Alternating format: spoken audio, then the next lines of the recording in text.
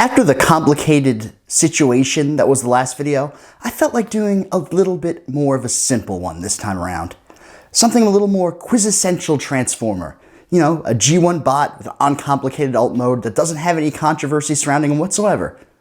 I thought I was going to do that, but instead I'm doing Legacy Dragstrip. Legacy seems like Hasbro's attempt to cash in on the whole multiverse thing that's going on right now in pop culture, which, just like crossovers, vary wildly in quality. I'm all for it though. It gives a lot of long neglected characters and continuities brand new toys in the Generation style. Yes, the Generation style, not the G1 style. As much as people care about animation accuracy with these toys, they're not that animation accurate. They have the broad silhouette right, but in terms of the general surface detail, they're not even close. They have way more in common visually with an Armada toy than a G1 toy. Like most of the G1 combiner characters, Dragstrip doesn't exactly have the most fleshed out character. All the Stunticons basically have one major personality problem. Dragstrip is super competitive, for example. Although they all seem like they would be real problematic members of a team, I think Dragstrip is the one that would be actually most annoying to be around. His ultra-competitive personality would just be completely obnoxious. In case you're wondering what the other personalities for the Stunticons are, Dead End is a nihilist, Breakdown's completely paranoid, Wild Rider's a maniac, and Motormaster's just a jerk.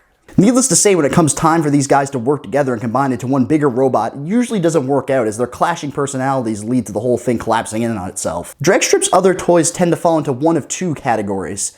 They're either really compromised for the sake of the combined mode, which makes sense, or they have the complete wrong vehicle mode and don't even really look like the original version of Dragstrip.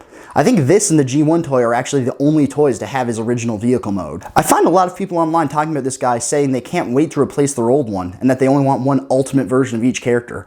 I don't really understand that mentality. I think as long as the toys are different and cool in their own right, there's lots of room for both of them. It's not like Hasbro's out here doing a collector Sophie's Choice where they've got a little Megatron gun to the head of each Dragstrip and they're like, you have to choose one!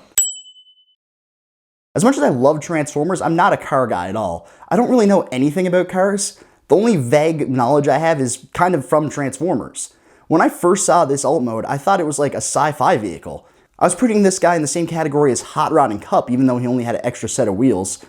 Later on, I come to find that this is actually a real vehicle. I guess my internal logic was that back in the day, Hasbro wanted to mix it up and give a team with all realistic vehicle modes one guy who's just like a space car from the future.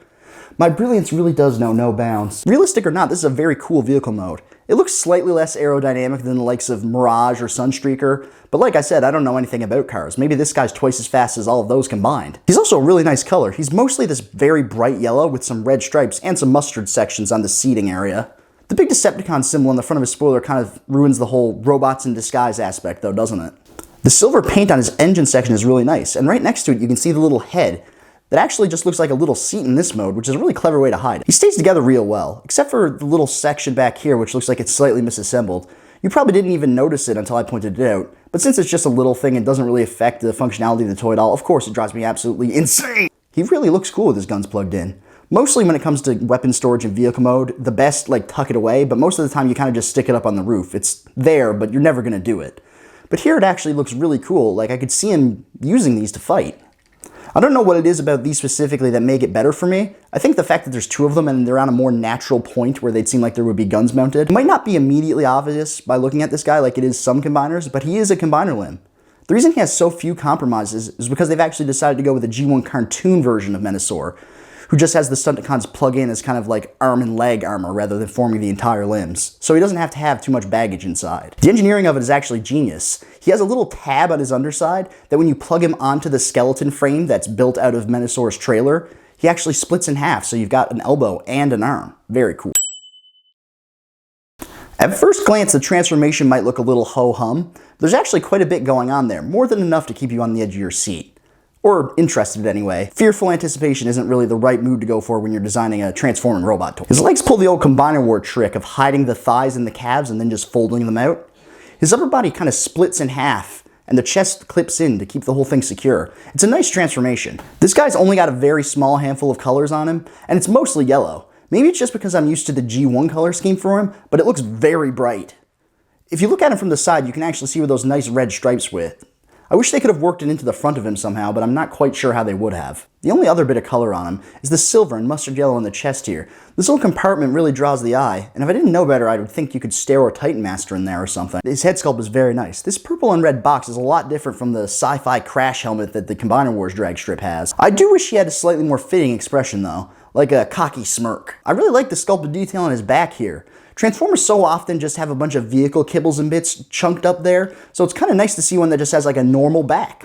The little arm protrusions where the extra set of wheels go aren't the prettiest thing in the world to look at, but I'll let it slide. They're not too bad. And I actually like the little collar wedges up there. They give him sort of a pop color look, which fit for a dirtbag like Dragstrip. Nothing spectacular to report in terms of articulation. He has about what you'd expect for a modern generation figure, which is a really good standard. He looks really dynamic even in just neutral poses. He begs for you to get creative. Legacy has a gimmick where some characters, or I guess all of the characters, have energon-infused weapons, which for some of them means really awesome looking transparent weapons that call back to Transformers energon, but for some of them just means like metallic paint.